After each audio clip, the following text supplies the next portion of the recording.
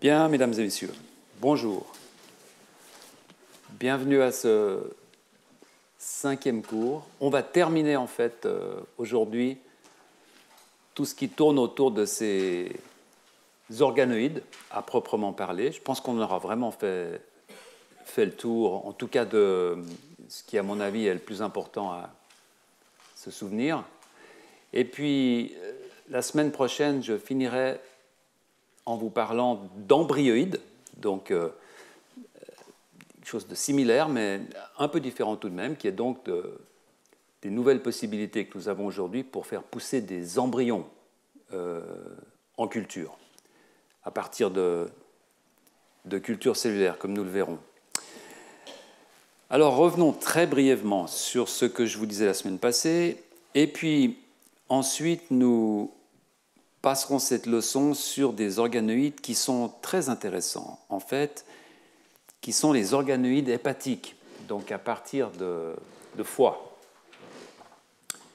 Et vous verrez les raisons pour lesquelles je pense que c'est particulièrement intéressant, parce que ça regroupe plusieurs choses qu'on a vues, ça fait une bonne synthèse. On parlera un peu de tumoroïdes, ça c'est les auteurs qui qualifient des organoïdes dérivés des tumeurs de foie, comme nous l'avons vu pour le côlon, souvenez-vous. On parlera d'hépatocytes humains, on parlera de la possibilité de maintenir à très long terme des cultures d'hépatocytes, ce qui évidemment d'un point de vue thérapeutique est extrêmement intéressant pour des transplantations. Et puis on terminera par une étude pilote, en fait, ce que je qualifiais la semaine passée comme étant un proof of principle, donc une étude de principe finalement, sur un syndrome génétique qui touche le foie, entre autres, qui est le syndrome d'Alagille, qui est un syndrome extrêmement intéressant puisqu'il touche une voie de signalisation dont on a déjà parlé dans d'autres systèmes, qui est la voie Notch.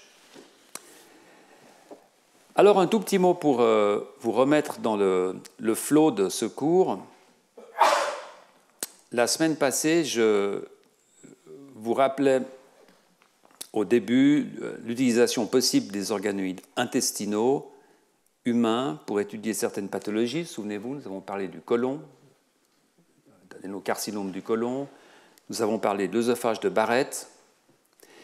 Et puis ensuite, nous avons passé toute la leçon à décrire ces mini-cerveaux, appelés comme tels. Comment peut-on les produire? Un point important,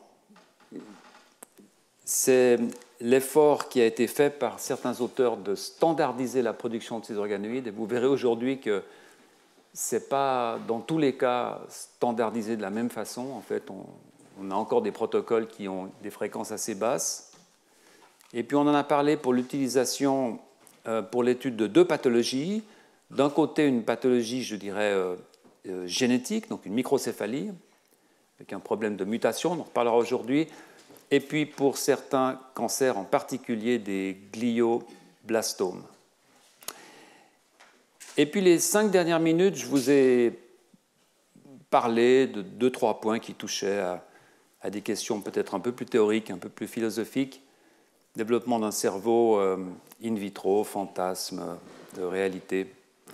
Ça fera peut-être l'objet d'un autre cours une autre fois.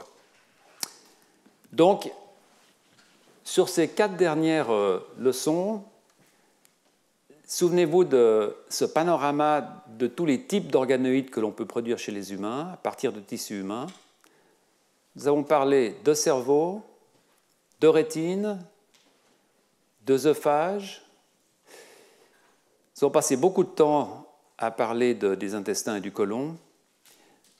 Souvenez-vous de la différenciation des cellules du pancréas. Vous verrez qu'aujourd'hui, on est dans un système qui est très similaire.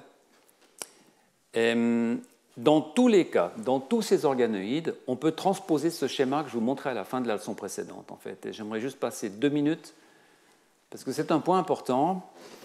C'est un schéma qui a été proposé par Denis Jabaudon, un collègue à Genève, et Madeleine Lancaster. Souvenez-vous, c'est cette scientifique qui travaille sur ces mini-cerveaux à Cambridge.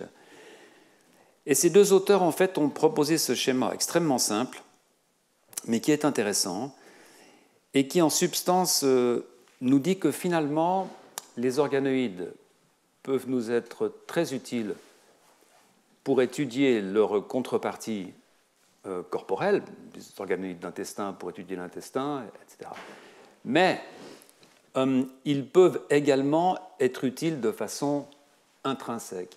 On peut par exemple, en comparant un organoïde sain à un organoïde malade, obtenir un champ de connaissances, on pourrait le qualifier comme ça, hein, obtenir ici un champ de connaissances qui n'a pas d'interaction avec le champ de connaissances que l'on peut obtenir en étudiant un organe sain et un organe malade.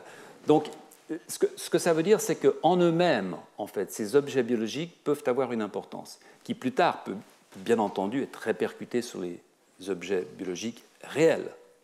Mais il ne faut pas, c'est une chose sur laquelle je n'ai peut-être pas assez insisté quand je vous ai montré cette image, il ne faut pas se focaliser sur les organoïdes comme des outils particuliers pour étudier l'équivalent organe, en fait. Les organoïdes en eux-mêmes ont une valeur épistémique très forte. Voilà, aujourd'hui, organoïdes hépatiques, juste après le déjeuner, ça tombe bien, parce que le foie, évidemment, est un organe qui fait partie de notre système digestif. Donc je vais vous parler un peu de comment produire ces organoïdes, de ces tumeuroïdes, l'expansion à long terme, syndrome génétique à l'agile. Alors laissez-moi dire quelques mots sur le foie, pour ceux d'entre vous qui n'auraient pas de connaissances vraiment fondamentales, basiques en biologie, en anatomie, en physiologie. Pour vous rappeler le premier point très important, le foie est une glande qu'on appelle amphicrine parce qu'elle est à la fois exocrine et endocrine.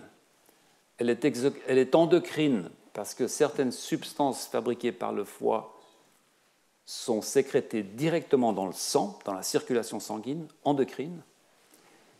Et c'est aussi une glande exocrine parce qu'elle sécrète des substances qui ne vont pas directement dans le sang, qui sont collectées par des micro-canaux qui, eux, se déversent dans des macro-canaux, qui se déversent dans des grands canaux, qui se déversent dans un canal final cholédoque, qui va se déverser au niveau du duodénum, déverser la bile.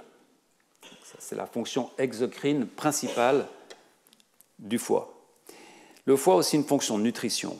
Il est capable de produire du glucose à partir, je ne vais pas rentrer dans les détails, mais il produit du cholestérol, il peut fabriquer des triglycérides, il est capable de faire de la glycogénolyse.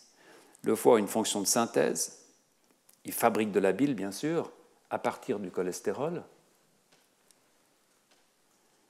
Le foie a une fonction sanguine. C'est le foie qui fabrique les facteurs de coagulation. Il a aussi une très grande fonction pour le nettoyage du sang, en fait. Tous les déchets qui sont dus à la mort des globules rouges, etc., tout ça, c'est nettoyé par notre foie. Une fonction endocrine, je vous en parlais, par exemple la vitamine D. Une fonction que vous connaissez bien, qui est antitoxique. Hein, le foie détruit les toxines, détruit les médicaments que l'on prend. Ce qu'on appelle la clairance hépatique, est capable de transformer l'ammoniac en urée. Et puis le foie, c'est aussi un stock, un endroit de stockage, notamment de la vitamine B12, et puis du fer et du cuivre qu'on récupère justement de ces déchets sanguins. Donc c'est vraiment un organe qui, bon, évidemment, tous les organes sont importants, mais c'est un organe qui a sa place dans notre physiologie, bien entendu.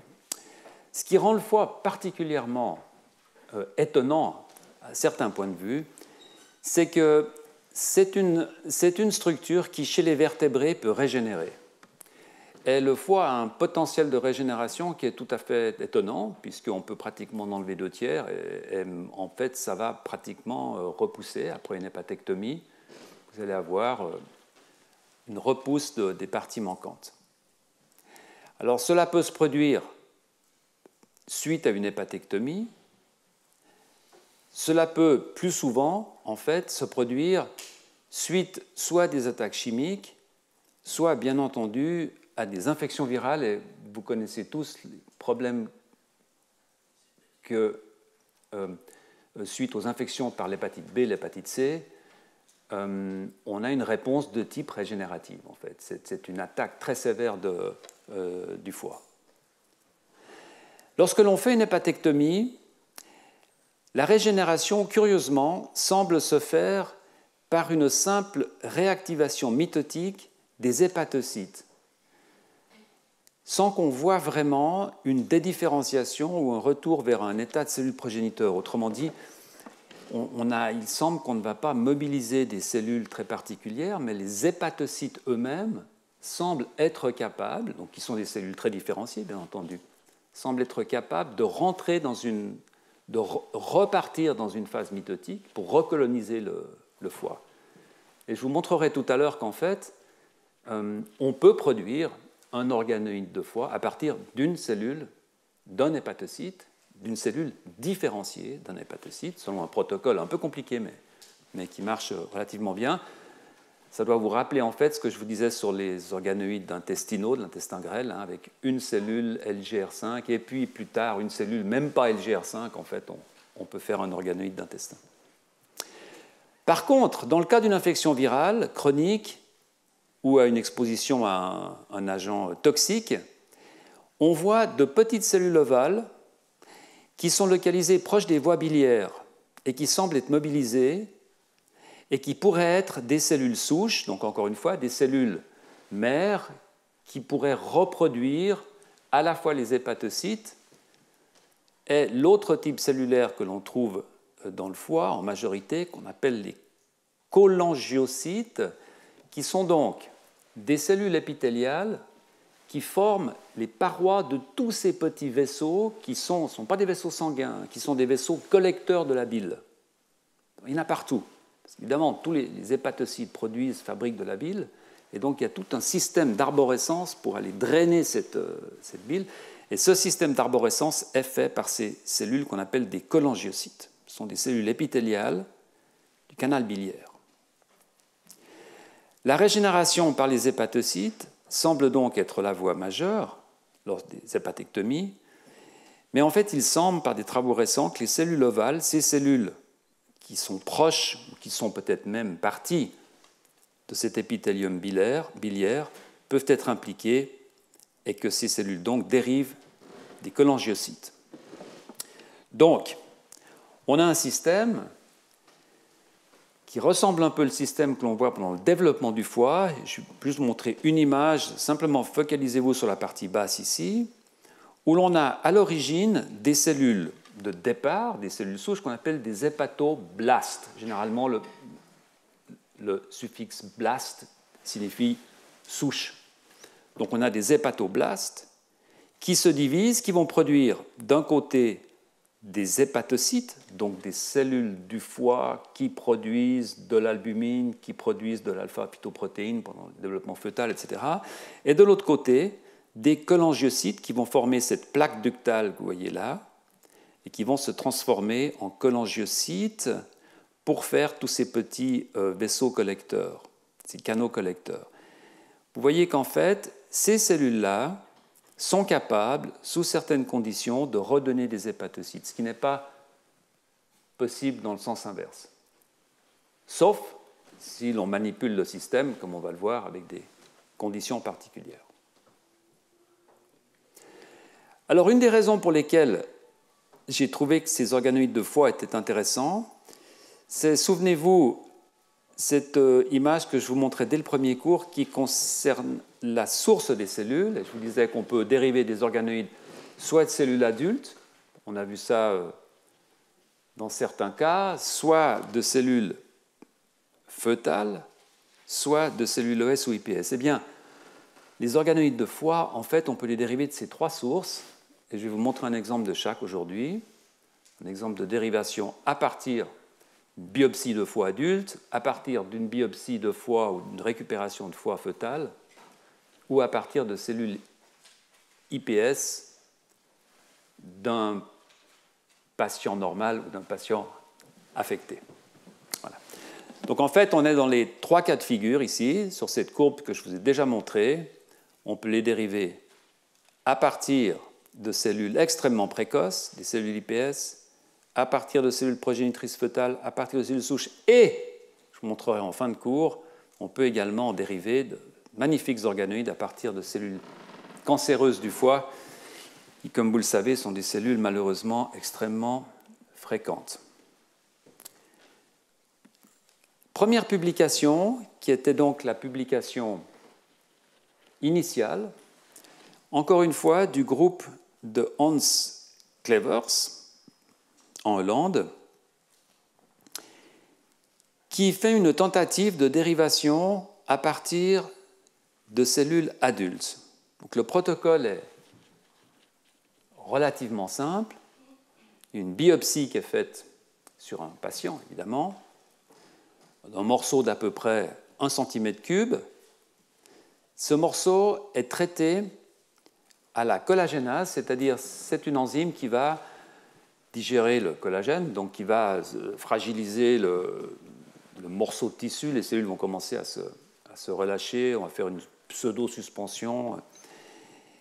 Et puis, les auteurs vont mettre entre 3 et 10 000 cellules avec du matrigel, bien entendu, toujours ce matrigel liquide. On va laisser ce matrigel se solidifier, donc on va avoir une sorte de goutte solide avec ces cellules à l'intérieur. Et puis on va faire une culture qui est une culture non attachante. Donc ce n'est pas vraiment un bioréacteur, mais il n'y a pas d'implantation, il n'y a pas de collage. Puis cette culture va faire un gros organoïde qu'on appelle un organoïde de type 1. Et puis il va falloir passer un organoïde de type 2 qui va demander un réétalement de ces cellules. C'est là où il y a une différence avec les protocoles dont je vous ai parlé jusqu'à présent. En fait, on va devoir passer d'un milieu pour arriver à cet organoïde, à un autre milieu pour arriver à cet organoïde. On va parler ici d'une expansion, parce que c'est un milieu qui va principalement permettre de faire pousser ces organoïdes qui n'en sont pas encore.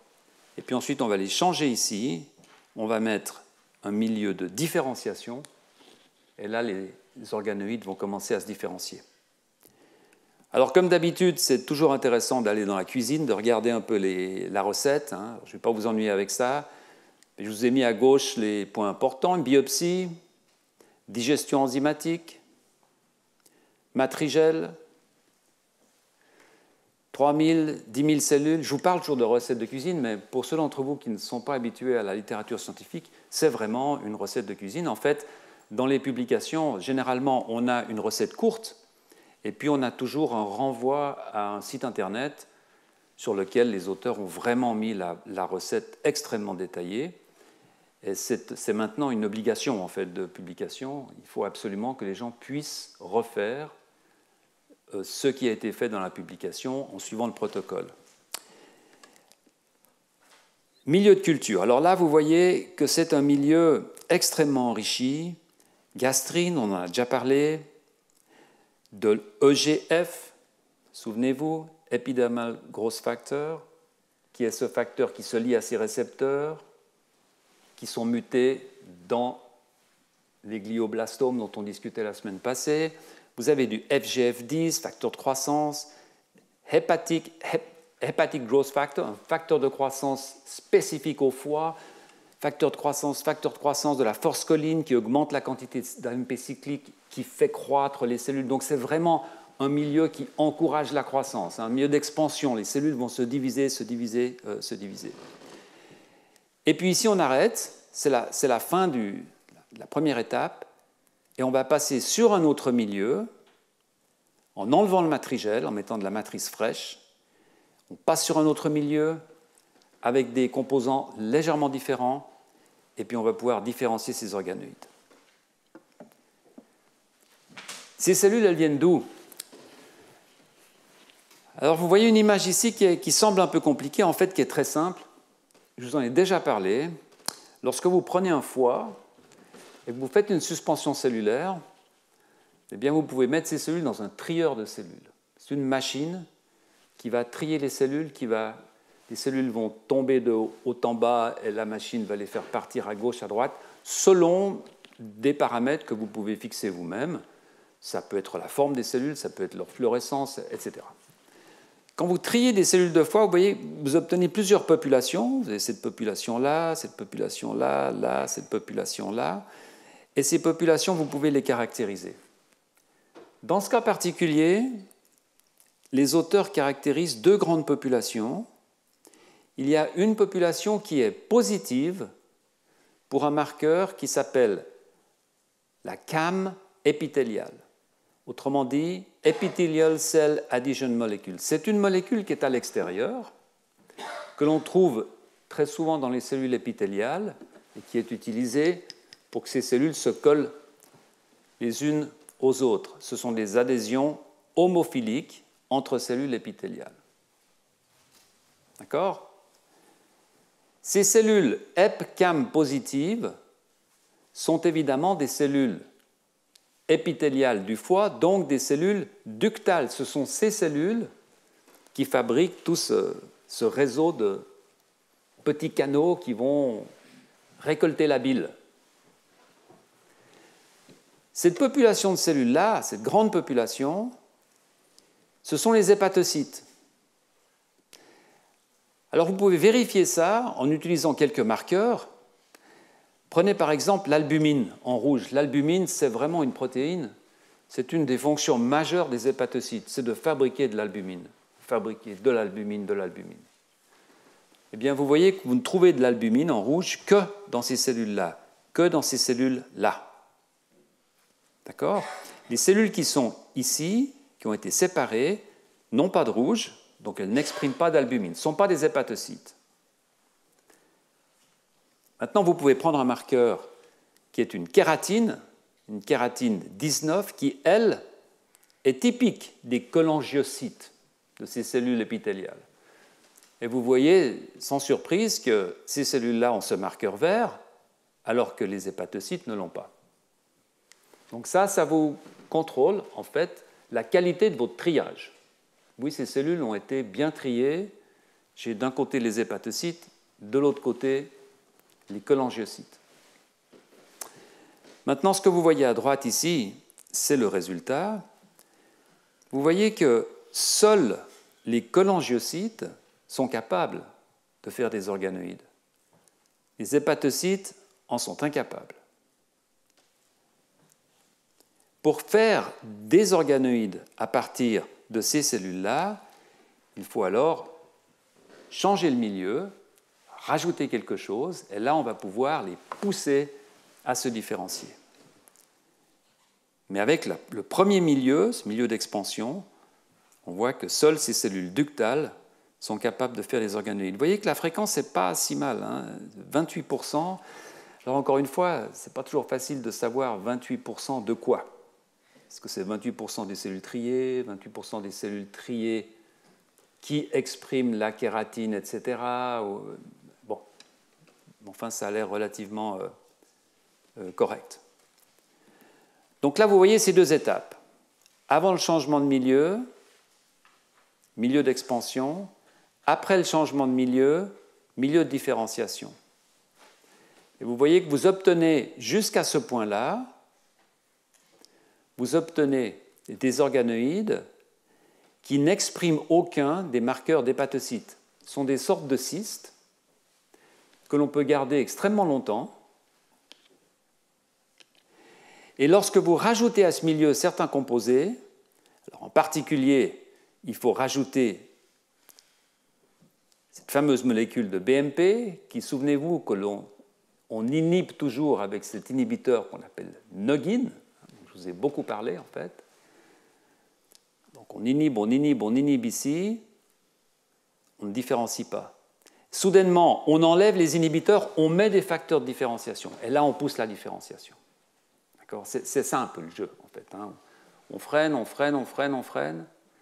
Soudainement, on enlève tout ce qui freine, on rajoute des facteurs de différenciation et les cellules acquièrent des morphologies d'hépatocytes et commencent à exprimer des marqueurs des hépatocytes. D'accord ? Donc ces cystes, vous voyez qu'on peut les garder pendant des mois, pratiquement. Et dès qu'on enlève les stimuli de croissance, notamment la forscoline, donc pour les experts parmi vous, qui est un stimulateur de la production d'AMP cyclique, donc c'est quelque chose que l'on met pour encourager la croissance des cellules. Lorsqu'on enlève ça, les cellules repartent vers un destin différencié, vers un destin biliaire. Okay. Si Notch est bloqué, en présence de BMP, on rajoute du FGF19 d'adexaméthasone, les cellules se différencient en hépatocytes. Voilà, c'est tout ce que je voulais vous dire sur cette recette de cuisine. Encore une fois, c'est totalement inutile de se souvenir de tous ces termes. Mais ce qu'il faut comprendre, c'est qu'on a aujourd'hui un contrôle des conditions de croissance in vitro qui permet de jouer avec. On pousse sans différencier, on pousse sans différencier, on pousse plus, on différencie, ou on pousse un peu des deux, etc. Donc on arrive à moduler ces actions qui sont des actions antinomiques pour pouvoir produire une quantité de matériel et ensuite faire des organoïdes. Alors comment est-ce que l'on peut les caractériser par la suite ? Bien, c'est assez simple, on retombe toujours dans les mêmes types d'analyses que je vous ai déjà présentés pour d'autres types d'organoïdes. Vous voyez ici sur la gauche des organoïdes qui sont en milieu d'expansion, donc qui poussent mais qui ne sont pas différenciés. Ici, des organoïdes en milieu de différenciation. Et ici, vous avez un morceau de tissu contrôle, un morceau de tissu de foie. Et regardez par exemple le gène LGR5. Le gène LGR5, vous vous en souvenez, dans l'intestin, c'est un gène qui fonctionne dans les cellules souches, donc dans les cellules très peu différenciées, dans l'intestin, dans le foie. C'est un gène de non-différenciation. Eh bien, vous voyez qu'il est très élevé, il fonctionne beaucoup avant qu'on change de milieu. On change de milieu, hop, il descend, et vous voyez qu'il est très bas dans le tissu. Évidemment, heureusement, dans le tissu adulte, il y a très peu d'expression du gène LGR5. Lorsque vous regardez l'albumine, qui, elle, est un marqueur de différenciation, est exprimée par les hépatocytes, eh bien vous voyez qu'avant la différenciation, il y en a peu. Dès que vous changez le milieu, vous mettez dans un milieu de différenciation, hop, ça monte. Et évidemment, c'est très élevé dans le tissu adulte, puisque c'est la fonction des hépatocytes. Pareil pour KRT19, pareil pour CYP. Alors, ce que vous voyez sur la droite, c'est en fait une étude qui est un peu plus moderne, qui est un peu plus globale, qu'on appelle à haut débit, en jargon, une étude à haut débit. C'est simplement ce que vous voyez sur la gauche, mais au lieu de concerner 4 gènes différents, ça concerne une centaine de gènes différents. Et en fait, le code de couleur est extrêmement simple. Quand c'est rouge, le gène fonctionne très fort. Quand c'est vert, il ne fonctionne pas. Puis vous avez des variantes entre les deux. Et chaque ligne correspond à un gène particulier. C'est donc une analyse globale, en fait. Et donc vous voyez que le tissu hépatique, un morceau de foie disséqué, vous avez sur la gauche ici une série de gènes qui sont tous exprimés de façon très, très forte. Donc c'est des gènes qui ont été choisis pour ça. Vous voyez que ces gènes dans le milieu d'expansion sont en fait peu exprimés. Et quand vous regardez dans le milieu de différenciation, vous voyez que la plupart de ces gènes, pas tous, mais la plupart de ces gènes sont réactivés en fait. Et c'est ce genre d'analyse qui permet de dire, oui, effectivement, ces organoïdes, vous voyez ici, il y a 4 cultures d'organoïdes différentes, là il y en a 5 dans le milieu d'expansion, il y a 4 morceaux différents de foie. On peut dire, oui, effectivement, cette partie-là, en quelque sorte, ressemble plus à celle-ci qu'elle ne le ressemble à celle-là. Donc en fait, ces organoïdes sont pas mal. Il y a quand même pas mal de gènes qui sont spécifiques aux hépatocytes, qui apparaissent, qui fonctionnent dans ces organoïdes. Vous voyez en particulier, vous voyez ici l'albumine. L'albumine, vous voyez qu'il est très fort dans un peu moins fort dans deux, et puis il n'est pas exprimé dans un. Vous voyez, encore, il y a une variabilité. Hein. C'est pas toujours, on n'est jamais dans du 100%. Hein. Voilà. Vous voyez ici, par exemple, cette culture-là, il y a dû avoir un problème, parce que toute cette série de gènes ici ne sont pas comme là, en fait. Hein. Ils ne sont pas activés. Donc vous voyez que ça dépend, souvenez-vous, on en parlait la semaine passée, ça dépend des batchs. Parfois, un jour, vous faites pousser une culture d'organoïdes, Et cette culture particulière, dans l'entier, ne ressemble pas exactement aux autres. Mais vous voyez typiquement ici, hein, là vous avez 4 cultures d'organoïdes, de foie. Vous en avez 3 qui se ressemblent passablement pour l'expression des gènes. Et puis celle-ci, c'est ce qu'on appelle un outlier, hein, c'est quelque chose qui ne ressemble pas aux 3 autres, en fait. Voilà. Alors, ces organoïdes sont en fait utilisés actuellement pour essayer de comprendre plusieurs questions que pose le développement tumoral du foie. Et c'est un travail qui, ici, a été fait par Merixel Huch, qui est en fait la fille qui a fait comme premier auteur le travail que je vous ai présenté tout à l'heure chez Hans Clevers, qui a maintenant son laboratoire. Et je voulais vous en dire un mot parce que vous allez voir que c'est quand même assez étonnant la correspondance que l'on peut avoir entre ces tumoroïdes, comme ils les appellent, et les tumeurs de départ, les tumeurs primaires de départ. Alors pour vous rappeler rapidement, il y a en fait 3 types de tumeurs principales dans le foie. Il y a évidemment les carcinomes hépatocellulaires, les hépatocarcinomes, qui sont tout de même la 5e cause de tumeur chez les hommes, 7e chez les femmes. C'est à peu près 500 000 cas par an. Des tumeurs assez agressives, c'est très souvent celles qui sont associées aux infections par l'hépatite B et l'hépatite C. C'est des tumeurs qui font suite à toutes sortes de cirrhoses différentes. Ce sont évidemment des tumeurs qui dérivent des hépatocytes, hépatocarcinomes. Il y a aussi des tumeurs de l'autre type cellulaire, des cholangiocarcinomes, c'est-à-dire des tumeurs épithéliales qui, elles, dérivent du développement anarchique, de la reproduction anarchique des cellules des cholangiocytes, donc des cellules qui font ces petits canaux collecteurs de la bile. Et puis vous avez des tumeurs des 2 types, qui sont des hépatocarcinomes et des cholangiocarcinomes combinés, qu'on appelle CHC ou CC ou HCC. Alors ce qui a été fait dans cette étude, je trouve assez intéressante finalement, c'est d'essayer de calibrer le système pour voir si on pouvait utiliser ces organoïdes comme modèle thérapeutique pour faire des criblages, pour essayer des médicaments, etc. Et donc un besoin d'essayer au maximum d'établir une équivalence entre le départ et l'arrivée. Ce n'est pas si simple. En fait, c'est pas si simple. La façon dont c'est fait, c'est la suivante. On fait une biopsie de foie des patients. Alors, je dois dire que tous ces patients, en fait, sont des patients qui en sont à des stades de développement de la tumeur qui nécessitent des transplantations du foie. Donc, il n'y a pas de problème vraiment éthique ou quoi que ce soit. Donc, biopsie de la tumeur. Et cette tumeur, en sortie de biopsie, évidemment, elle est analysée, caractérisée.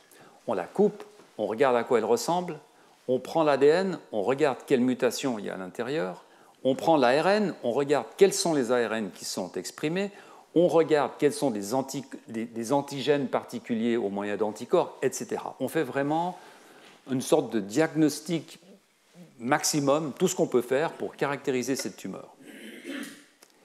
Et puis en parallèle, on dérive des organoïdes. Et puis ces organoïdes, une fois qu'ils sont obtenus, eh bien, on refait les mêmes tests. Donc on fait un diagnostic, si vous voulez, qui est un diagnostic sur la biopsie qui est pré-organoïde et un diagnostic qui est post-organoïde. Et la question qu'on se pose est très simple, c'est est-ce que pendant toutes ces semaines, tout ce travail, ce passage en culture, ces milieux, ces cytokines, etc., est-ce que l'on va retrouver à la fin des caractéristiques de ces tumoroïdes qui sont les mêmes que celles de la tumeur de départ, ce qui est évidemment essentiel si l'on veut faire quoi que ce soit avec ces tumeurs. Alors je vais vous montrer un exemple qui est un exemple assez simple finalement. Vous voyez ici trois exemples de tumeurs. Donc une tumeur de type HCC, donc un hépatocarcinome classique, une tumeur de type cholangiocarcinome. Ici, vous voyez, on voit déjà qu'il y a des structures épithéliales là, qu'on ne voit pas ici, parce que c'est une tumeur épithéliale en fait. Ce sont les cellules qui font les petits tubes qui font la tumeur. Et puis un mélange ici, une tumeur de hépatocarcinome, cholangiocarcinome combiné. Sur la gauche ici, vous voyez un morceau de foie équivalent d'une personne saine, une belle tranche de foie. C'est coloré à léosine, hématoxyline, une coloration classique. Et je pense, vous voyez immédiatement l'aspect tumoral de ces sections, des noyaux denses, des petites cellules rondes, etc. Enfin, voilà. Alors, à partir de ces tumeurs, on dérive des organoïdes. Et vous voyez ici les trois types d'organoïdes qu'on obtient. Ici, vous voyez l'organoïde qui est obtenu, ce cyste qui est obtenu à partir du foie normal, où on a un lumen, donc cette grande ouverture qui a du liquide dedans, c'est une sorte de boule de liquide, et qui est entourée par des cellules ductales, donc des cellules de type épithélial. Ça, c'est le stade du cyste. Souvenez-vous, c'est le stade du cyste. On n'a pas encore mis tout ce qu'il faut pour passer à l'étape suivante. Mais regardez, déjà à ce stade, vous voyez que c'est l'anarchie ici. Vous voyez, ces organoïdes sont totalement différents. On voit que ça pousse de tous les côtés. Mais néanmoins, on arrive à avoir quelques structures. Par exemple, ici, vous voyez une rosette, ce qu'on appelle une rosette, qui est une sorte de structure pseudo-glandulaire. On a l'impression que cette tumeur essaie de faire des glandes. Ici, on essaie de faire une sorte de lumen glandulaire. Donc, ce qu'il y a de certain, c'est qu'on ne peut pas contrôler cet aspect tumoral en dérivant des organoïdes. Ça, c'est plutôt bien. Il semble que les organoïdes conservent cet aspect anarchique dans le développement. J'ai mis ici un extrait des méthodes pour vous montrer une chose très intéressante, en fait. C'est que le succès de dérivation de ces tumoroïdes dépend grandement de l'index de prolifération des tumeurs de départ, en fait. Autrement dit, peut-être arriverez-vous à lire, mais si vous prenez une tumeur qui est très agressive, vous aurez pratiquement 100% d'organoïdes. Ce sera extrêmement facile. À l'inverse, si vous prenez une tumeur qui est beaucoup moins agressive, ce sera beaucoup plus difficile de dériver des organoïdes. Donc rien qu'à la fréquence à laquelle on peut dériver ces organoïdes, on peut déjà se faire une idée, en fait, si ça correspond à l'agressivité de la tumeur, finalement. Et le deuxième point que je trouve particulièrement intéressant, c'est en fait que ces tumeurs, finalement, lorsqu'on regarde toute une batterie de marqueurs, on s'aperçoit que ces tumeurs correspondent à des stades dans le développement de ces organoïdes. Autrement dit, une tumeur qui sera très agressive, très peu différenciée, va exprimer une collection de marqueurs qui va correspondre à un stade d'organoïde précoce. Et on voit ça ici, en fait, avec ces organoïdes dérivés qui correspondent à ces tumeurs-là, où, sans entrer dans le détail, où on voit l'expression de marqueurs qui, en fait, exactement correspondent aux marqueurs que l'on voit dans ces organoïdes, au stade correspondant. Donc on a ici des cellules souches, et le plus vous avancez vers la fin des organoïdes, le plus vous allez différencier ces organoïdes, soit vers la voie cholangiocyte, soit vers la voie hépatocyte. Okay. Et le long de cette différenciation, vous allez exprimer des marqueurs, des protéines différentes. Par exemple, j'ai noté ici un marqueur qui est un anticorps qui est spécifique pour les hépatocarcinomes, HEP par 1, ou bien encore une fois cette molécule d'adhésion EpCAM, positif, négatif. Vous allez donc différencier ces deux types de cellules, cholangiocytes, hépatocytes. Et quand vous regardez ces tumeurs, en fait, vous avez les mêmes différences dans les types de tumeurs. D'accord ? Vous voyez là, par exemple, j'ai mis un exemple d'analyse de ces marqueurs. Ce que vous voyez, en fait, c'est assez simple. Vous avez ici HCC, donc un hépatocarcinome, un deuxième hépatocarcinome. Ici, vous avez une tumeur combinée. Ici, vous avez une autre tumeur combinée. Et puis, un cholangiocarcinome et un cholangiocarcinome. Donc, vous avez deux hépatocarcinomes ici, deux tumeurs mélangées, deux cholangiocarcinomes. Et ce que vous regardez là, c'est un marqueur qui est typique pour les hépatocarcinomes. Alors, bon, il est faible ici, il devient très fort ici, il est négatif ici. Okay. Inversement, vous regardez ce marqueur qui, lui, est typique des cholangiocarcinomes, vous voyez qu'il est très fort ici et il est nul ici. Et ces deux types de tumeurs-là, celle-ci et celle-là, qui sont des tumeurs mixtes, évidemment, des marqueurs mixtes, parce que ce sont des tumeurs mixtes. Hein. Donc vous voyez à la fois ici ce marqueur-là et ce marqueur-ci, alors qu'en fait, ce n'est jamais le cas ici. Vous voyez soit l'un, soit l'autre. D'accord ? Et vous pouvez suivre ces organoïdes de cette façon-là. Alors non seulement ces organoïdes conservent ces distributions de facteurs, de marqueurs, mais ce qui est peut-être de plus important, c'est qu'ils conservent les mutations génétiques. Pourquoi c'est important ? Parce que vous savez sans doute que dans des développements tumoraux, il y a très souvent des développements de ce qu'on appelle des aneuploïdies, ou des mutations qui se rajoutent, puisqu'il n'y a plus aucun contrôle, il n'y a plus de réparation, c'est l'anarchie. Et donc, on ne sait jamais si ce qu'on voit est en fait la cause du problème ou si ce sont des problèmes qui sont rajoutés sur une cause initiale. Et donc, quand vous partez d'une tumeur, une biopsie de foie, et que pendant des semaines, des mois, vous allez produire ces organoïdes pour faire des analyses, il faut absolument être sûr que vous n'allez pas rajouter dans votre système de culture des modifications, parce que si vous le faites, quand plus tard vous allez par exemple essayer une drogue ou faire un criblage pour une molécule, il faut être absolument certain que vous allez cribler sur le même matériel qui est le matériel du patient. N'est-ce pas ? Donc, il s'agit de vérifier au niveau, cette fois, non pas des ARN, mais de l'ADN lui-même, s'il y a eu des altérations.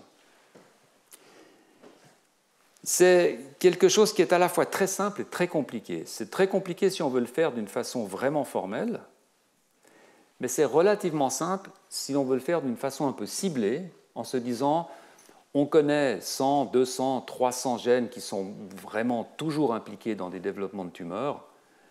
Essayons de se focaliser un peu sur ceci pour voir où on en est. C'est ce qu'ont fait ces auteurs. Et vous voyez ici le type de résultat qui est obtenu. Alors encore une fois, vous avez dans ce cas-là un hépatocarcinome, et quand vous avez le T, c'est la tumeur de départ, c'est le tissu. Donc biopsie, on extrait l'ADN, il est fixé, il ne change plus. Ensuite, on va cultiver ces organoïdes, et puis des semaines plus tard, on fait le O ici, donc on prend ces organoïdes qui correspondent à cette tumeur de départ, on extrait l'ADN, on fixe, on extrait l'ADN, et maintenant on a ces deux échantillons d'ADN, un qui vient de la tumeur de départ, un qui vient des organoïdes, et la question qu'on se pose, c'est est-ce qu'ils ont conservé les mêmes types de mutations ? Et vous voyez qu'en fait, il semble que ce soit le cas. J'ai mis ici en rose là, trois gènes qui sont particulièrement importants dans des tas de tumeurs qui sont très souvent mutés dans ces tumeurs. Un gène qu'on appelle P53 ici, un gène qui s'appelle CRAS, et puis un gène qui s'appelle CTNNB1.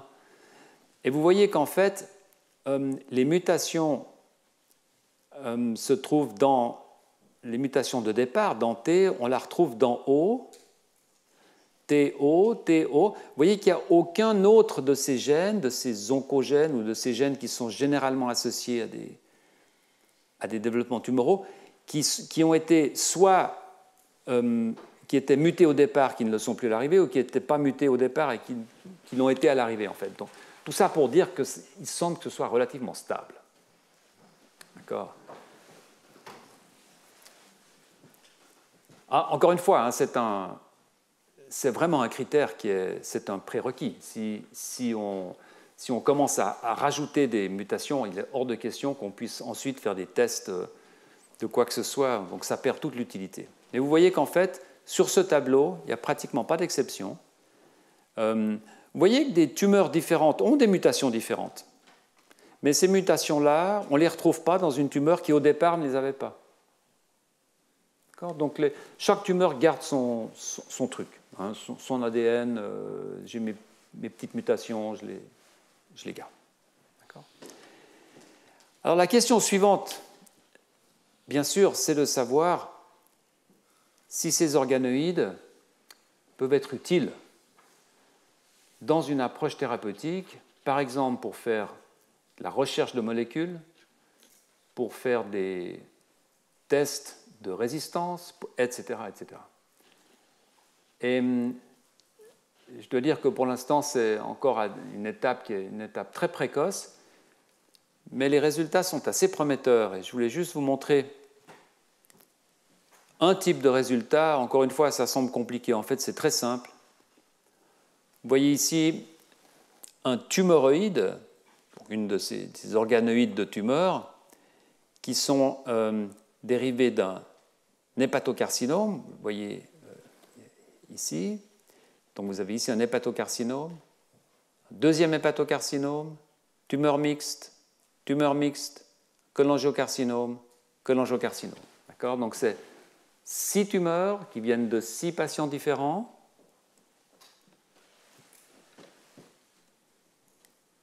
Qui ont été poussés en organoïdes. Et on va appliquer sur ces tumeurs des molécules qui soit ont marché ou n'ont pas marché chez le patient. Parce qu'évidemment, là, on est des mois plus tard, le patient il a commencé à se faire traiter dans l'intervalle. Hein. Et prenez par exemple cette molécule-là, la gemcitabine, qui est une drogue qui est utilisée en chimiothérapie, qui touche la réplication de l'ADN. Donc, si vous voulez, c'est une drogue qui va empêcher les cellules de se diviser en bloquant la multiplication de l'ADN. C'est une drogue assez dure. Bon. Eh bien, vous voyez que le patient qui souffrait de cette tumeur, le patient dont cette tumeur, le patient dont ces organoïdes ont été dérivés à partir de la tumeur duquel les organoïdes ont été dérivés, hein, ces organoïdes dérivent de la tumeur de ce patient-là, vous voyez que ce patient n'a pas répondu à ce traitement. C'est blanc. Par contre, cette tumeur-là, le patient qui portait cette tumeur-là, a lui répondu à ce traitement. D'accord ? C'est ça la clé de description du tableau. Hein. Et si vous regardez blanc, rouge, blanc, bien ici vous avez organoïde, pas d'organoïde, organoïde, pas d'organoïde, pas d'organoïde, organoïde. D'accord ? Donc il semble qu'il existe une correspondance que vous pouvez retrouver aussi ici. Hein. Vous voyez qu'en fait, vous avez les cases vides ici, c'est-à-dire les cases où les organoïdes ont disparu ou ont été attaqués ou ont régressé en présence de la drogue. Vous voyez que cette distribution de ces cases est très similaire à la distribution de ces carrés rouges. La conclusion, c'est qu'effectivement, il semble que ces organoïdes répondent à ces traitements de chimiothérapie et par conséquent, ça commence à devenir intéressant puisque on peut espérer peut-être pouvoir étudier des phénomènes qui sont extrêmement difficiles à étudier chez le patient. Par exemple, les phénomènes d'acquisition de résistance. Et c'est vrai que si on pouvait vraiment faire confiance à ces systèmes alternatifs pour essayer toutes sortes de molécules, faire les deux molécules, des chimiothérapies combinées, pour voir ce qu'on peut rajouter, ou en même temps, ou juste après, ou juste avant, pour essayer vraiment de se débarrasser de ces organoïdes, dans ce cas-là, il y a vraiment un retour presque immédiat sur le traitement du patient. Et ça, ce sont des études qui sont en cours. Je pense qu'elles sont intéressantes à mentionner.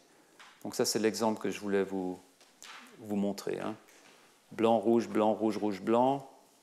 Organoïdes, pas d'organoïdes, plus, moins, plus. Donc ça, ce sont pour des organoïdes et des tumoroïdes qui sont dérivés en grande partie des cholangiocytes, donc de ces petites cellules ovales, cellules épithéliales, et qui sont capables, elles, de redonner à la fois des hépatocytes et des cholangiocytes. La question suivante que se sont posées les gens qui travaillent dans ce domaine, c'est mais est-ce qu'il ne serait quand même pas possible de produire des quantités massives d'hépatocytes, parce que c'est ça dont on a besoin en cas de greffe ou de régénération, pour pouvoir réintroduire chez le patient, non pas des organoïdes épithéliaux, etc., mais vraiment des grandes concentrations d'hépatocytes. Et ça, c'est un travail assez récent, 2018, où finalement, toujours ce même laboratoire de Hans Clevers a réussi à mettre au point un protocole pour vraiment produire des grandes quantités d'hépatocytes à partir, comme vous allez le voir, d'un hépatocyte unique. Donc, reprogrammation des hépatocytes adultes en cellules progénitrices. Ça, on savait qu'il y avait certaines transdifférenciations, mais le problème était vraiment le développement d'un protocole pour obtenir des hépatocytes à long terme à partir d'hépatocytes et non pas à partir d'autres cellules. Et puis je vous montrerai également dans 2 minutes que en fait, ces hépatocytes sont capables de coloniser le foie d'une souris, ce qui est une autre preuve de principe en fait qu'on pourrait peut-être à terme réintroduire ces organoïdes d'hépatocytes finalement chez le patient. Protocole maintenant, voilà, vous le connaissez bien. Hein. La différence ici, c'est qu'au lieu de prendre une biopsie et de traiter cette biopsie avec de la collagénase, comme on le faisait auparavant, eh bien, on va le faire par une perfusion. Ce n'est pas excessivement agréable pour cette souris, probablement, mais on va perfuser cette souris, ce qui fait que les cellules ne vont même pas sortir in vitro, donc elles vont être en bien meilleures conditions. En fait, on va commencer le traitement dans la souris. C'est ça ce que ça veut dire.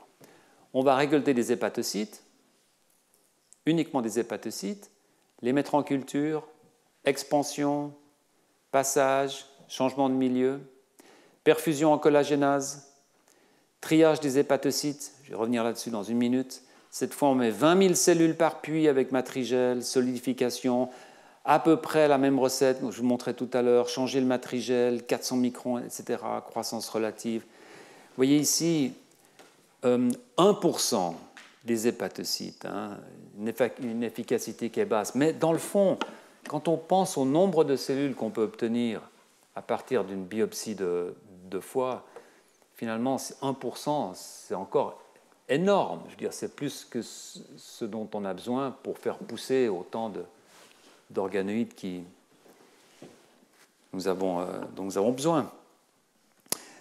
Alors voilà à quoi ces organoïdes ressemblent. Si c'est un agrandissement, là, vous avez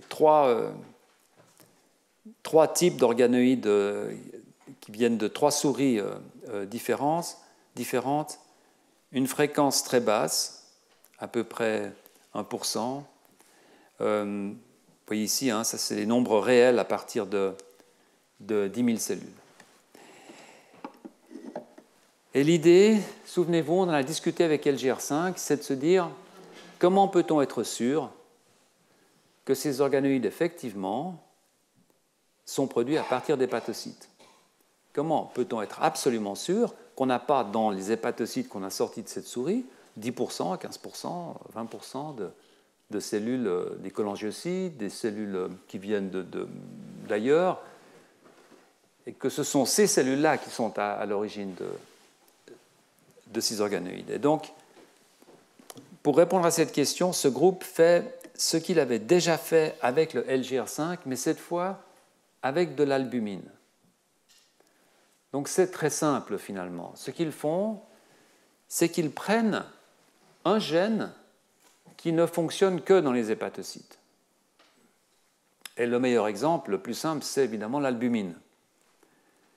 Et ce qu'ils font, c'est qu'ils rajoutent derrière ce gène un ARN, un morceau d'ADN qui va, au lieu de fabriquer de l'albumine, va fabriquer une protéine qui va cette fois donner une coloration rouge plutôt qu'une fluorescence jaune. C'est ce qu'on appelle une tomato. Donc on a ici ce qu'on appelle un rosa tomato. Si vous voulez, c'est un peu plus compliqué que ce que je vous raconte, mais comprenons-le comme ça. Si vous voulez, c'est un marqueur rouge qui est quelque part dans le génome de ces souris.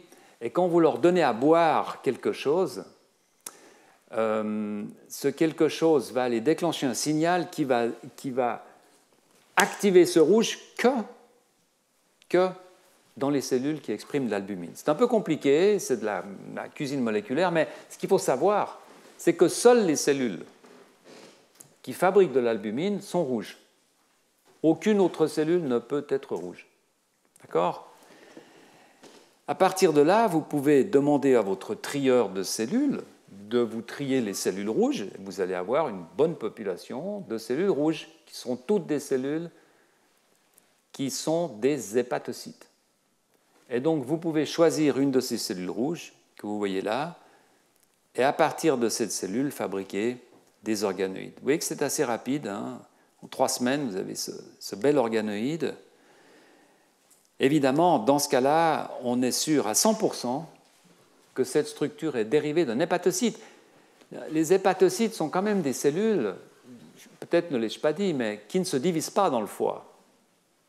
Ce sont des cellules dont la seule fonction est de détoxifier, de produire et de mourir sous les coups de tout ce que l'on va manger, des toxines qu'on va envoyer, etc. Ce sont des cellules qui, en principe, ne se divisent pas. Eh bien, vous voyez que ces cellules sont absolument capables de produire de magnifiques organoïdes. Donc, des hépatocytes différenciés qui expriment de l'albumine peuvent être à l'origine d'organoïdes hépatiques. Ces organoïdes, on peut les différencier. Alors, vous voyez ici une coloration à l'albumine en vert. Vous voyez que ces cellules expriment toutes de l'albumine. Ici, vous voyez l'équivalent d'un organoïde qui provient d'un cholangiocyte. Donc, cette fois, c'est poussé à partir d'un cholangiocyte. Aucune trace d'albumine. Vous voyez une trace de kératine qui est typique c'est la kératine 19 qui est typique pour les cholangiocytes. Et puis on peut faire des dosages sur ces organoïdes. Vous voyez par exemple que ces organoïdes d'hépatocytes produisent une protéine qui est une protéine extrêmement intéressante qui s'appelle l'alpha-phytoprotéine, qui est une protéine qui normalement est produite par le foie que chez le fœtus. Et c'est une protéine intéressante parce qu'elle est très souvent réactivée dans les tumeurs du foie, ce qui suggère en fait que ces tumeurs, justement, sont des cellules qui retombent dans un état fœtal en quelque sorte, un état de croissance, alors que les hépatocytes matures ne croissent plus. N'est-ce pas ? Vous voyez ici l'alpha-phytoprotéine, AFP, très fortement présente dans les hépatocytes dans les organoïdes de type hépatique, totalement absente dans les organoïdes de type cholangiocyte. qui sont en vert. Vous ne voyez pas de vert parce que ce sont tous des marqueurs d'hépatocytes. Voilà, donc c'est extrêmement spécifique, en fait. Et là encore, on peut prendre cette analyse à un niveau à haut débit, que maintenant vous connaissez bien, donc je peux passer dessus rapidement.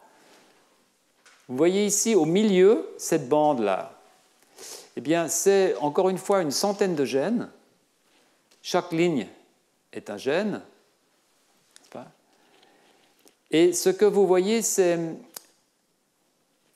cette bande centrale, ce sont des hépatocytes témoins. Donc c'est un morceau de foie normal qui est coupé. On regarde l'expression de ces gènes. Et vous voyez en haut, en rouge, ici, sont des marqueurs hépatiques. Par exemple, l'AFP, l'alpha-phytoprotéine ici. L'albumine, vous avez ici. C'est rouge. Ce sont des marqueurs hépatiques. Ce sont des hépatocytes, vous avez des marqueurs hépatiques. D'accord ? Dans la partie basse ici, vous avez des gènes qui fonctionnent soit dans les progéniteurs biliaires, soit des gènes qui sont à très haute prolifération. Donc ils sont bleus, ils ne fonctionnent pas. Dans les hépatocytes, les gènes qui sont associés à des progéniteurs biliaires, donc des canaux, des ducts, ne fonctionnent pas, évidemment. Donc c'est bleu. D'accord ? Donc c'est ce qu'on appelle un profil d'expression. Vous avez ici des hépatocytes normaux, pas d'organoïdes. Ces hépatocytes, comme on s'y attend, expriment tous ces gènes qui sont spécifiques aux hépatocytes et n'expriment pas ces gènes, sauf celui-ci qui est bizarre d'ailleurs, n'expriment pas ces gènes qui sont, eux, spécifiques aux cholangiocytes. D'accord ? Eh bien, ce que vous voyez en fait sur la gauche, c'est des cholangiocytes. Ces trois lignes sur la gauche sont en fait des lignes de cholangiocytes. Et ce qu'il y a d'intéressant, c'est que vous voyez que les cholangiocytes sont extrêmement spécifiques. Des organoïdes de cholangiocytes. Ils n'expriment aucun des marqueurs associés aux hépatocytes. Évidemment, ce sont des organoïdes de cholangiocytes. Ce sont des organoïdes qui sont poussés à partir de cellules épithéliales qui font les ducts collecteurs. Ce ne sont pas des hépatocytes, c'est bleu. Vous voyez que dès qu'on rentre dans la zone marqueur de cholangiocytes, des progéniteurs biliaires, c'est rouge. Donc ce sont des organoïdes qui sont très spécifiques. Ils reflètent très bien le... Quand vous regardez par contre les organoïdes hépatiques, eh bien vous voyez qu'en fait, ils sont très spécifiques dans la partie haute, c'est-à-dire que ces organoïdes hépatiques, ils expriment des marqueurs des hépatocytes. Ça, c'est normal, on s'y attend. Mais, vous voyez qu'ils sont moins discriminants. Ils expriment aussi pas mal, vous voyez, c'est moins... Ici, ça devrait être bleu, ça devrait être comme ça. Mais ce n'est pas bleu, il y a des petits traits rouges un peu partout. Ça veut dire que ces organoïdes dérivés d'hépatocytes, en fait, sont un peu contaminés, contiennent probablement des cellules ou ne sont pas encore complètement différenciés, où il y a etc., une contamination de type biliaire. On voit ici des gènes qui s'expriment qu'on ne devrait pas trouver, vous voyez, que vous ne trouvez pas là. D'accord ? Donc les marqueurs hépatiques sont très spécifiques aux hépatocytes. On ne les trouve pas ici. Par contre, les marqueurs biliaires sont moins spécifiques aux cholangiocytes, parce qu'on en retrouve quelques-uns ici. Est-ce que c'est clair ? Donc, oui. Donc c'est pas, vous voyez que le système est un peu quand même poreux, hein, mais poreux dans un sens. Poreux seulement dans un sens. Les organoïdes à partir de cholangiocytes sont extrêmement spécifiques, mais pas les autres. Alors ces organoïdes hépatocytes, en fait, ce sont des mélanges de cellules assez hétérogènes, contrairement aux organoïdes de cholangiocytes, que je viens de vous montrer. Et pour mesurer cette hétérogénéité, on peut faire appel à une technologie qui est une technologie vraiment récente, pratiquement une année, en fait. Et c'est vraiment là-dedans que les gens se lancent actuellement. Alors, évidemment, tout ce qui est très récent est pas totalement évident à expliquer, mais finalement, encore une fois, le principe est assez simple. Ce qu'on va faire, on va prendre ces organoïdes, on va faire une suspension cellulaire, séparer chacune des cellules, et on va séquencer l'ARN de chacune de ces cellules. Donc ce qu'on va faire, c'est du séquençage d'ARN d'une cellule unique. En termes technologiques, c'est phénoménal. Il y a encore une dizaine d'années, il fallait des millions de cellules pour avoir à peu près une collection d'ARN correcte. Aujourd'hui, c'est une cellule. Et donc ce qu'on peut faire, c'est que chaque cellule, on va séquencer son ARN, c'est-à-dire on va avoir une carte d'identité de chaque cellule par la quantité et la qualité des ARN qu'elle exprime. C'est tout ce qu'on fait. On ne sait pas quelle cellule on séquence, on n'a aucune idée. La seule chose qu'on fait, c'est qu'on fait une suspension cellulaire et on séquence toutes les cellules. C'est massif. Bien, quand vous faites ça, vous obtenez une carte où chaque point va représenter une cellule, ou dans ce cas particulier, un organoïde en fait, on passera plus tard. Et vous voyez qu'on a ce qu'on appelle des clusters. Donc on fait des groupes, on ne sait pas vraiment à quoi ils correspondent ces groupes quand on les fait. Mais ce sont des groupes, c'est-à-dire que ce point-là a une composition en ARN qui est très proche de ce point-là, très proche de ce point-là, très éloigné de ce point-là. D'accord ? Donc, si vous voulez, l'ordinateur vous reconstruit une carte de cluster, de groupe. Ensuite, vous pouvez aller chercher quel genre d'ARN vous trouvez ici, quel genre d'ARN vous trouvez là, et puis vous pouvez définir ces groupes. Par exemple, si vous trouvez de l'ARN dans ce groupe-là, de l'ARN pour l'albumine, ben vous savez que c'est un groupe d'hépatocytes. D'accord ?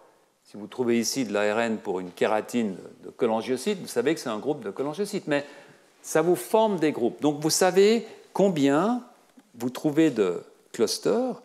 Et si vous regardez dans des organoïdes hépatiques, vous voyez que vous avez 5 clusters différents en fait. Un groupe ici, un groupe là, un groupe ici.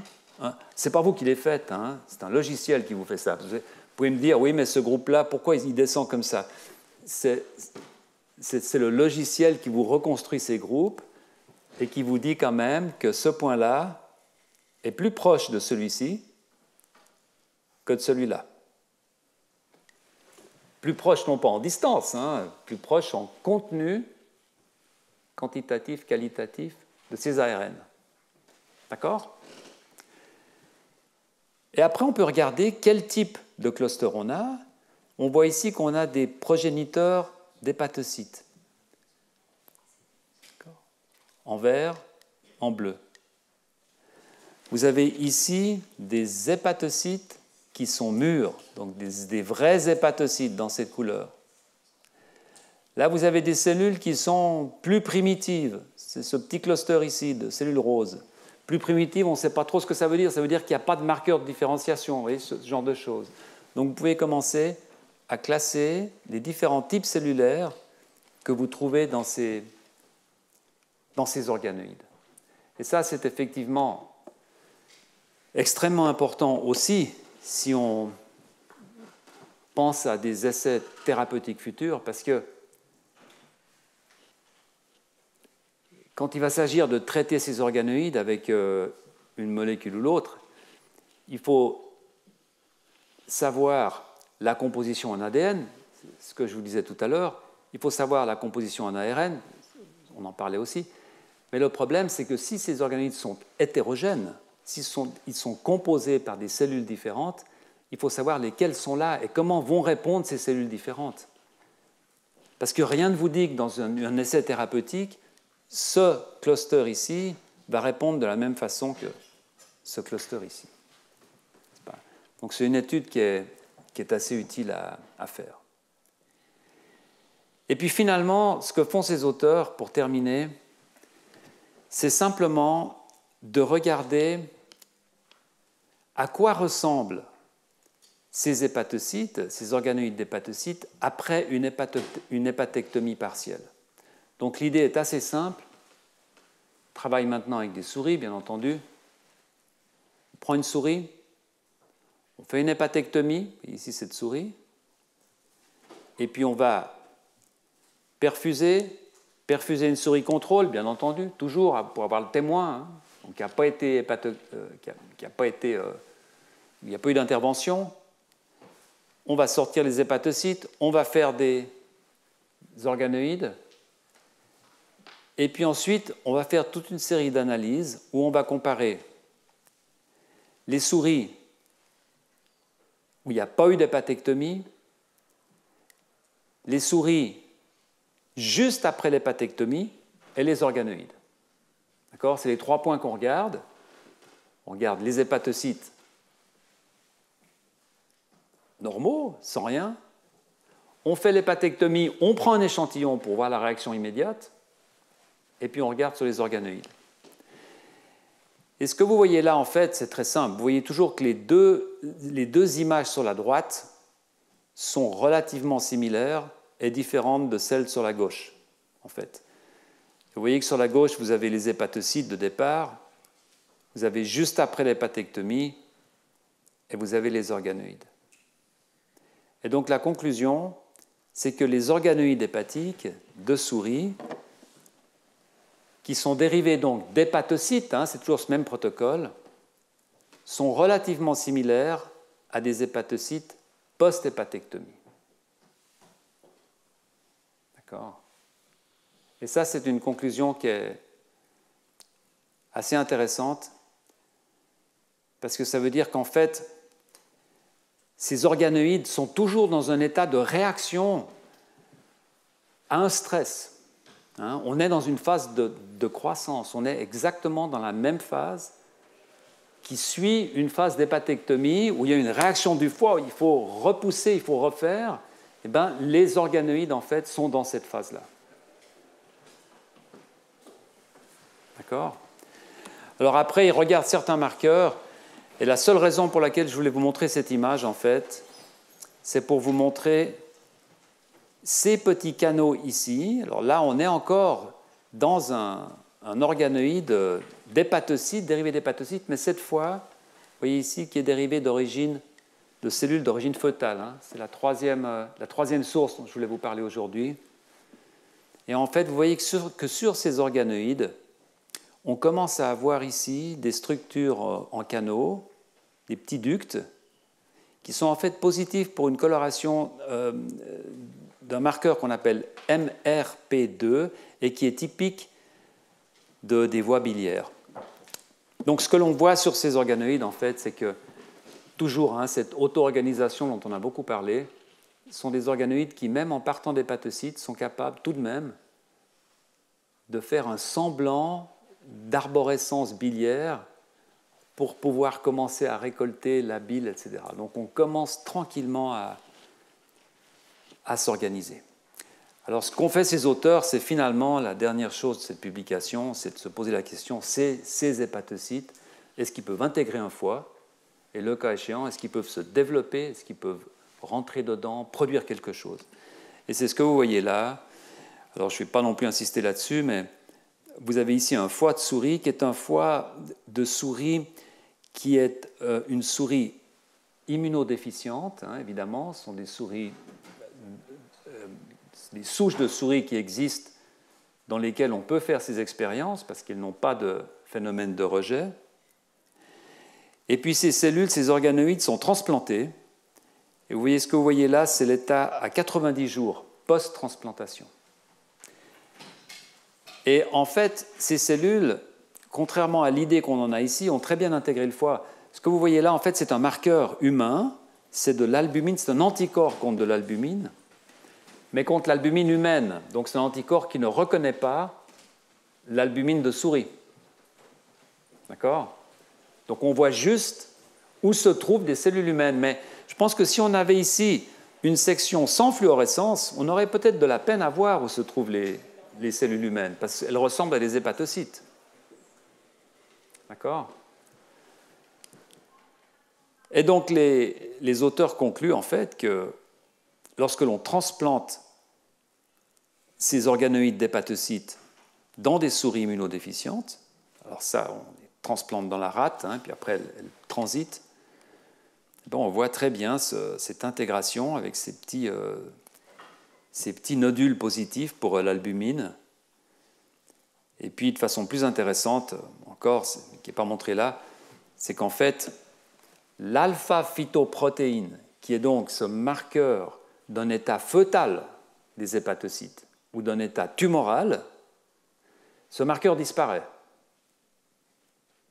Donc, on injecte des cellules qui expriment de l'alpha-phytoprotéine, et puis 90 jours plus tard, 90 jours plus tard, ces cellules ont intégré le foie de la souris et l'expression de l'alpha-phytoprotéine a disparu. Ce qui est pris par les auteurs comme une sorte de démonstration d'une normalisation en fait, de ces cellules qui ne sont plus à un état fœtal mais qui maintenant sont différenciées en hépatocytes. Et ça, ce sont les conclusions de la publication. Ils disent voilà, les hépatocytes humains peuvent être produits et maintenus à long terme. Les organoïdes hépatiques contiennent des hépatocytes différenciés ainsi que des cellules précurseurs. C'est pour ça qu'elles ont des marqueurs qui ne sont pas uniquement des marqueurs d'hépatocytes, hein, souvenez-vous. Les organoïdes hépatiques murins dérivés d'hépatocytes reflètent un état régénératif post-hépatectomie, c'est ce que je viens de vous montrer. Ce ne sont pas des organoïdes d'hépatocytes complètement adultes, différenciés, qui ont fini. Non, non, ils sont dans un état de réaction au stress, comme quand on les trouve juste post-hépatectomie. Et puis les organoïdes hépatiques humains, dérivés d'hépatocytes, peuvent être greffés et s'intégrer dans un foie de souris.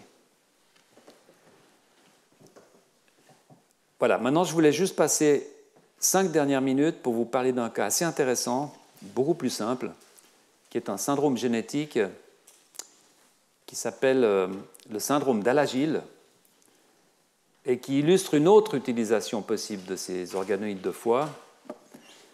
C'est un travail, encore une fois, qui est assez récent. L'idée est extrêmement simple.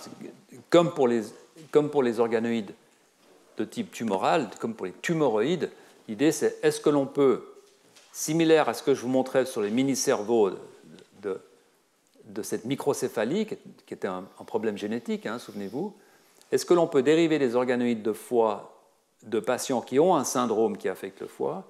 Et puis si on peut le faire, est-ce que c'est utile pour quelque chose? Est-ce qu'on peut les utiliser pour essayer de comprendre quelque chose? Et donc, ces auteurs s'intéressent à un syndrome particulier qui est le syndrome d'Alagille, ALGS. Et je vais revenir dans une minute sur ce qu'est ce syndrome particulier. Et donc, ils mettent au point un protocole qui est, alors je ne vais pas revenir là-dessus, mais qui est un protocole en partant cette fois de cellules iPS. La troisième source que je vous mentionne aujourd'hui, hein, on a parlé d'origine adulte, on a parlé d'origine fœtale. Maintenant, on est retour aux iPS, hein, c'est-à-dire, parce qu'évidemment, un patient qui a un syndrome avec un effet mineur sur le foie, on ne va pas aller lui faire une biopsie juste pour le plaisir de dériver des organoïdes de foie. Donc l'idée, c'est vraiment de shunter ça et de faire les IPS. Parce que ce patient, au lieu de lui prendre un morceau de foie, on va simplement lui prendre un petit morceau de peau. Donc, prend un morceau de peau, cellules IPS, et puis des conditions de milieu particulières qui font qu'on passe par un stade endodermique très primitif, parce qu'encore une fois, le foie, c'est une glande du tube digestif, donc qui démarre d'un organe endodermique, hein, comme le pancréas, ça bourgeonne du tube digestif, en fait, hein, du tube digestif fœtal. Et puis ensuite, production d'hépatoblastes, ici, et puis premier type d'organoïde, on change le milieu, souvenez-vous, on refait une suspension cellulaire, deuxième milieu, on différencie, hein, protocole classique. Et ces auteurs, en variant un peu le protocole, si ça vous intéresse, regardez-le en détail, mais je vais passer dessus, arrive finalement à produire ces organoïdes, qui ne sont pas des organoïdes d'hépatocytes, qui sont des organoïdes hépatiques complets, à partir de cellules iPS. Alors, juste pour vous dire que pour passer de ce point-là à ce point-là, où c'est complètement différencié, eh bien, il faut rajouter le petit cocktail habituel, un inhibiteur de BMP, Wnt, inhibiteur de TGF, EGF, FGF10. Maintenant, vous connaissez tous ces cytokines, tous ces facteurs. Voilà. Alors, en faisant ça, eh bien, ils obtiennent effectivement des organoïdes à partir de cellules iPS. Et ces organoïdes sont, ma foi, tout ce qu'il y a de plus convenable. Alors, je ne vais pas revenir sur peut-être sur ces marqueurs, mais on progresse. Voilà ici la morphologie de ces cellules humaines iPS. Ce sont des cellules très denses, vous voyez, ça fait des sortes de tapis en culture. On commence le traitement, après 3 jours, vous voyez, on commence à avoir des structures, 6 jours, 9 jours, et là, c'est là qu'on est bloqué ici, donc on prend ces structures-là, on fait des suspensions, changement de milieu, on repart, et là, on commence à avoir des organoïdes magnifiques, avec tous les marqueurs classiques, etc., hépatocytes, cholangiocytes, bon. Voilà, alors une fois ça établi, ils se disent, on va regarder si on peut dériver ces organoïdes de patients à l'agile. Alors, le syndrome d'Alagille, c'est un syndrome qui est intéressant. C'est un syndrome qui montre un défaut dans le développement des voies biliaires. Le foie a l'air normal, les hépatocytes ont l'air normaux, mais il y a beaucoup moins de cette arborescence de petits vaisseaux qui vont apporter la bile dans le tube digestif. C'est un syndrome, ça veut dire qu'il touche beaucoup d'endroits différents. Il y a une cardiopathie, il y a un faciès qui est reconnaissable, une déformation des vertèbres, une anomalie oculaire, etc., etc. Malheureusement, un syndrome assez sévère. C'est un syndrome qui est caractérisé par une cholestase chronique parce que justement, il y a un défaut de sécrétion de bile, il n'y a pas assez de bile qui arrive dans le duodénum. Et alors, voilà le point le plus intéressant, la raison pour laquelle j'ai choisi cette publication, c'est que l'étiologie de ce syndrome, très souvent, est liée à des mutations soit dans un gène qui s'appelle JAG1, soit dans un gène qui s'appelle Notch2. Or, souvenez-vous, Notch, on en a parlé, c'est un système qui fait que les cellules se parlent, mais elles ne se parlent pas en s'envoyant des messages. Elles se parlent en se touchant. Elles s'envoient un message, mais en se touchant. Autrement dit, il n'y a que des cellules qui se touchent qui peuvent communiquer. Vous ne pouvez pas communiquer avec une cellule qui est 5 cellules plus loin. Enfin, il faut se toucher. Ce n'est pas comme la voie Wnt ou comme vous avez un ligand qui voyage et puis qui va reconnaître un récepteur. Okay? Et la façon dont ça fonctionne, bon, on en a déjà parlé. Vous avez une cellule en haut, une cellule en bas. La cellule en bas a un récepteur transmembranaire qui s'appelle Notch. D'accord? Et puis ce récepteur va toucher une autre protéine membranaire qui s'appelle JAGD. Alors il y a d'autres ligands pour Notch. On a parlé aussi, souvenez-vous, on a parlé d'une autre protéine qu'on appelle delta. C'est les 2 ligands connus pour Notch, delta et JAGD. D'accord? Eh bien, il se trouve que le syndrome, alors juste pour la petite histoire, une fois que vous établissez le contact entre cette protéine et cette protéine, eh bien, il y a une chaîne d'événements qui conduit à la protéolyse de cette protéine ici, et ce petit morceau à l'intérieur, il est coupé. Et donc il se balade, il va rentrer dans le noyau et il va contrôler l'expression des gènes. C'est un système qui est magnifique. Ça marche toujours comme ça, en fait, les voies de signalisation. À l'arrivée, vous avez toujours quelque chose qui rentre dans le noyau pour activer les gènes. Mais la façon dont ça va rentrer dans le noyau est très différente. Vous pouvez avoir, on a discuté précédemment de kinases, souvenez-vous, les tyrosine kinases. Vous allez phosphoryler une protéine qui va faire ci, qui va faire ça. Là, c'est assez simple finalement. Un signal ici, ça va se mettre à bouger un peu, hop, ça va couper ici. et ce morceau-là, libéré, va rentrer dans le noyau. En gros, c'est ça. D'accord ? Eh bien, vous voyez que si on mute dans cette partie-là, ou si on mute dans cette partie-là, on obtient le même syndrome, qui est le syndrome d'Al-Agil. C'est normal, parce que vous mutiez cette protéine-là ou cette protéine-là, l'effet est le même. Vous interrompez la communication, en fait. C'est-à-dire, soit vous mutez dans le ligand, soit vous mutez dans le récepteur. L'effet est souvent le même. Cet effet, en fait, il a été beaucoup discuté dans la littérature. Et c'est pour ça que ces gens-là se sont intéressés à ce cas particulier, parce qu'il y a eu des discussions sur le fait de savoir si l'effet observé était dû à une implo-insuffisance ou à un effet dominant négatif. Alors, ça peut vous paraître un peu abscon, mais en fait, encore une fois, c'est relativement simple. Quand vous mutez une protéine et que vous voyez un effet qui est un effet hétérozygote, vous savez que dans la plupart des cas, on ne voit pas d'effet hétérozygote, chez les humains en tout cas. On parle de gens qui sont porteurs sains, parce que quand vous avez une copie d'un gène qui est abîmé, l'autre copie est suffisante, en règle très générale, pour faire le travail. Parfois, une seule mutation dans une copie vous donne un problème. C'est le cas du syndrome d'Al-Agil. D'accord ? Donc, bien que cette personne, le patient, ait une copie parfaitement normale de ses récepteurs, ce patient développe ce syndrome. Et donc, généralement, il y a deux façons d'expliquer ça. Soit on peut dire que c'est une haplo-insuffisance, autrement dit, la dose générale de produit qui est faite est trop basse, et ça crée un problème.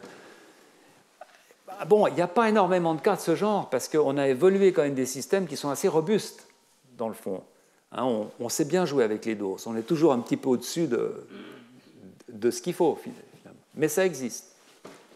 L'autre façon de l'expliquer, c'est de dire, en fait, la mutation produit une protéine qui va empoisonner le système. Et c'est ce qu'on appelle un dominant négatif. Hein? Donc, soit vous enlevez une protéine, la moitié de la dose, et vous avez un effet, une haplo-insuffisance. Soit vous produisez une protéine qui est nocive pour le système, c'est un dominant négatif. Ces deux, vous me direz, pour le patient, c'est kiff-kiff. Le patient, il s'en fiche. Il a son syndrome, il a son syndrome. Mais quand vous pensez à des façons éventuellement de traiter ce qu'on peut faire, etc., c'est quand même assez différent. Par exemple, si vous avez une haplo-insuffisance, on peut réfléchir à des systèmes qui pourraient apporter un peu plus de doses. Si vous avez un dominant négatif, on peut réfléchir à des systèmes qui consisteraient plutôt à essayer d'annuler ce dominant négatif. Donc, c'est des approches différentes. Donc, il faut savoir. Ce que c'est. Et donc, ce syndrome qui est observé en postnatal, hein, donc le foie ne peut pas assurer le développement des canaux biliaires. Alors, production d'organoïdes hépatiques à partir de patients LGS. Ces patients, en fait, les auteurs s'aperçoivent rapidement qu'ils ne peuvent que très peu générer ce qu'ils appellent les HO2, donc c'est-à-dire les bons organoïdes qui viennent après le changement de milieu. Hein. Vous vous souvenez, vous faites des cystes, puis après vous mettez la différenciation, puis hop, là c'est bloqué. C'est bloqué parce qu'ils ne sont pas capables, apparemment, de produire ces différents types cellulaires qui vont faire ces organoïdes. Alors l'expérience qu'ils font, elle est assez complète finalement. Et je vais terminer là-dessus aujourd'hui. C'est assez complet. Hein. Ce qu'ils font, c'est la chose suivante. Ils prennent d'abord des organoïdes de cellules iPS normales. Ça, c'est ce qu'on appelle le témoin négatif. Hein. Donc ils prennent deux personnes, C1, C2, et puis ils dérivent des organoïdes à partir de cellules iPS pour avoir la ligne de base. Ensuite, ils dérivent deux cultures de cellules iPS de deux patients différents.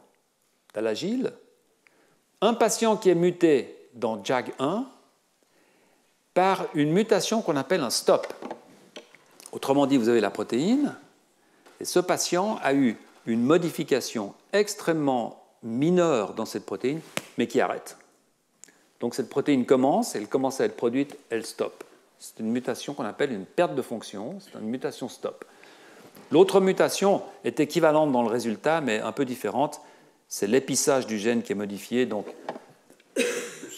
l'ARN est recombiné d'une façon un peu différente, la protéine n'est pas produite. Donc dans les deux cas, il manque la moitié de la protéine, la moitié en dose de la protéine. Un des deux allèles, un des deux chromosomes ne produit pas cette protéine. Et puis ensuite, ces auteurs, ce qu'ils font, c'est ils prennent ces cellules-là, des témoins, et ils vont aller muter ces cellules par le CRISPR-Cas9, donc par ces outils moléculaires qu'on utilise aujourd'hui, et ils vont introduire dans ces cellules la même mutation qu'il y a dans le patient. D'accord ? Pour voir, alors la question, la raison invoquée, c'est la suivante. Comment peut-on être sûr, chez ce patient, que la mutation qu'on voit est la seule mutation en cause pour déclencher son syndrome? Comment est-on sûr qu'il n'y a pas 36 autres mutations dans le génome de ce patient qui font qu'ensemble, ce patient développe tout d'un coup le syndrome d'Alagille? Est-ce que c'est simplement parce qu'on voit une modification dans ce gène JAG1 qu'on peut dire c'est JAG1 le responsable? Donc ce qu'on va faire, c'est qu'on va prendre des cellules normales et on va faire une mutation ciblée uniquement dans JAG1 cette fois. Alors évidemment, on ne peut pas produire un patient à partir de là. C'est ce qu'il faudrait, dans le fond. Mais on peut produire un organoïde et voir si cet organoïde présente les mêmes problèmes que présentent les organoïdes dérivés du patient qui a, entre autres, cette mutation. Et puis, finalement, ils produisent ce même patient avec une correction. Autrement dit, ils prennent les cellules iPS du patient qui est atteint par le syndrome, et plutôt que de prendre des cellules iPS normales et d'introduire la mutation, avec ce même système CRISPR, ils vont corriger la mutation qu'il y a dans le patient. D'accord ? Donc là, si vous voulez, c'est le questionnement inverse. Ils se disent, si je corrige cette mutation dans ce gène JAG et que je corrige le phénotype dans les organoïdes, ça veut dire que c'est JAG. Ça veut dire qu'il n'y a pas autre chose ailleurs qui fait que. Donc c'est une approche qui est quand même assez solide, si vous voulez, expérimentalement parlant. Puis cerise sur le gâteau, ils font une dernière chose, alors c'est un peu plus compliqué, c'est qu'ils isolent aussi une culture de cellules iPS dans laquelle ils ont corrigé le gène JAG, mais dans laquelle ça n'a pas marché. Et la raison pour laquelle ils font ça, c'est que vous avez sans doute entendu parler du fait que le CRISPR-Cas9, c'est cette chirurgie génétique, si vous voulez, très souvent induit ce qu'on appelle des off-targets, c'est-à-dire des modifications qu'on ne souhaite pas ailleurs. Donc ils se disent peut-être une bonne façon de vérifier ça, c'est de faire comme si on corrigeait, mais en fait on va choisir un clone de cellule dans lequel ça ne s'est pas passé. Mais si on a autre chose, il y aura autre chose. D'accord ? Bon, voilà. Alors, pour vous la faire courte, ils analysent maintenant toutes ces différentes situations et ils s'aperçoivent de la façon suivante, donc ce qu'on appelle le readout, c'est-à-dire le paramètre qui est mesuré dans ces expériences, c'est en fait la quantité de vésicules liquides entourées de cellules qui ressemblent à des hépatocytes différenciées qui sont produites. Et ces vésicules remplies de flotte entourées de pseudo-hépatocytes sont en fait le phénotype Alagille qu'on trouve dans les organoïdes. Ce n'est pas normal. D'accord ? Donc si vous prenez par exemple C1, normal, le patient normal, vous voyez que ça vous produit un organoïde qui va être un bel organoïde. Bon. Quand ce C1 est muté, vous voyez, vous commencez à voir apparaître ces vésicules remplies de flotte. Pareil avec ici vous avez le REV-CONV. Autrement dit, c'est les cellules iPS dérivées d'un patient mutant dans lequel on a essayé de corriger, mais on n'a pas corrigé. Donc ces cellules sont malades. Donc vous produisez un organoïde qui a ces grands cystes, là, vous voyez ces trucs. Okay. À droite, ici, vous voyez une cellule iPS qui était dérivée d'un patient aligile, donc qui souffre, qui a un syndrome. Mais cette fois, dans lequel on a corrigé la mutation dans le gène JAGD. Hein? Et vous voyez que maintenant, c'est dense. Il y a beaucoup moins de ces vésicules. D'accord ? Alors, sur la droite, ici, ils ont simplement comptabilisé le pourcentage de vésicules. Bon, c'est assez cru comme... Okay. Mais vous voyez très bien le résultat. Hein. Patient normal, cellule iPS. Ici, vous avez un mutant. Donc là, en brun, vous avez la quantité de vésicules. Hein. Donc vous voyez normal, normal, normal, anormal, anormal, anormal.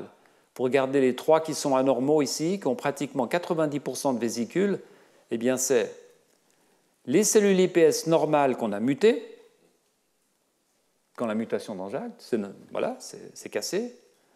Vous avez ces cellules-là qui sont les deuxièmes cellules normales qu'on a mutées, et puis ces cellules-là qui sont les cellules dérivées du patient qu'on a essayé de corriger mais qu'on n'a pas pu. D'accord ?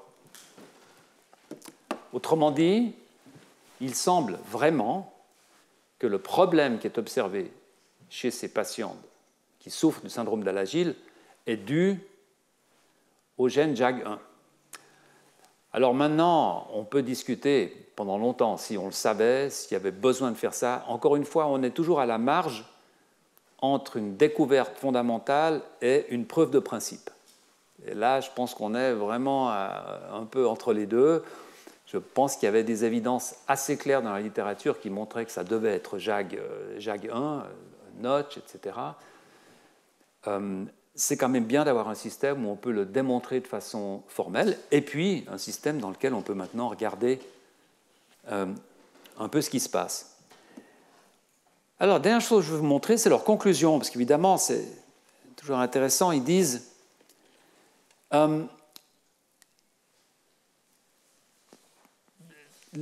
si on regarde la grande majorité des mutations qui donnent lieu à ce syndrome d'Alagille, etc., et nos résultats concernant les organoïdes, donc toute cette étude, indiquent que les ALGS, donc les patients, les foies qui souffrent de ce syndrome, probablement le sont par l'intermédiaire d'un gain de fonction dominant. Et là, je dois dire que je n'ai pas compris cette conclusion. Je n'ai pas vraiment compris ce qui, dans ces résultats, clarifiait ce débat entre une haploinsuffisance et un gain de fonction. Bon, voilà, c'est une perte de fonction de la protéine. On se retrouve avec la moitié de la protéine. Et je dois dire, je voulais dire ça, la dernière chose que j'aimerais vous montrer, j'en profite pour faire une remarque qui est extrêmement curieuse, en fait. C'est quelque chose qui est dans l'air, finalement, depuis une vingtaine d'années.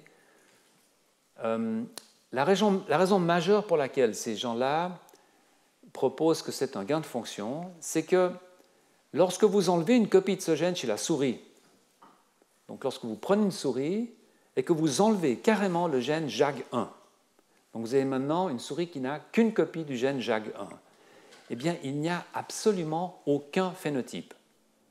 Ces souris ont un foie qui est parfaitement normal, n'ont pas du tout de traces du syndrome. Et donc ça, c'est l'argument principal qu'ils utilisent pour dire ça ne peut pas être une haploinsuffisance puisque chez la souris, quand on enlève une copie du gène, il n'y a pas de syndrome.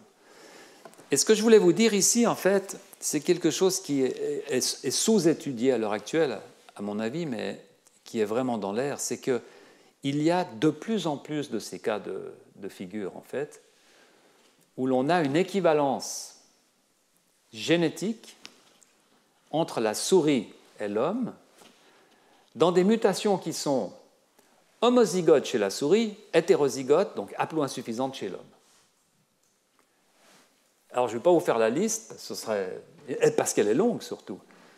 Mais ça a commencé dans les années 96, je me souviens très bien, avec un type de polydactylie, qui est une maladie génétique assez courante, hein, où les enfants naissent avec 6 doigts, voire parfois même 7 doigts. Eh bien, cette polydactylie, qui touche la même mutation dans le même gène, s'exprime de façon haplo-insuffisante chez les humains et de façon homozygote chez la souris.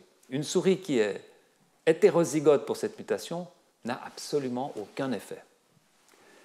Et je voulais terminer là-dessus pour dire que parfois Alors visiblement, ces gens-là ne doivent pas être au courant de cette littérature. On ne peut pas tout savoir sur tout. Mais il y a de plus en plus de ces cas, comme si, en fait, c'est la suggestion que j'en tire finalement, comme si il pourrait y avoir entre les humains et les souris des différences dans les doses d'expression génétique qui soient relativement importantes. Alors pourquoi? Est-ce que c'est dû au fait qu'une souris vit à tout casser 1 année et demie, 2 ans, alors que nous, on vit quand même beaucoup plus longtemps?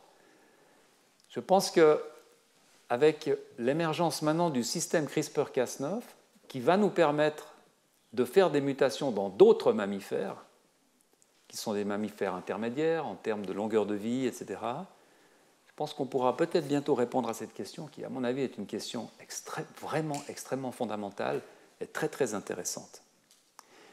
Voilà, je voulais arrêter là aujourd'hui et puis vous dire que la semaine prochaine, donc je parlerai uniquement, en fait, des embryoïdes, des blastoïdes, des embryoïdes et des gastruloïdes. Je vous remercie.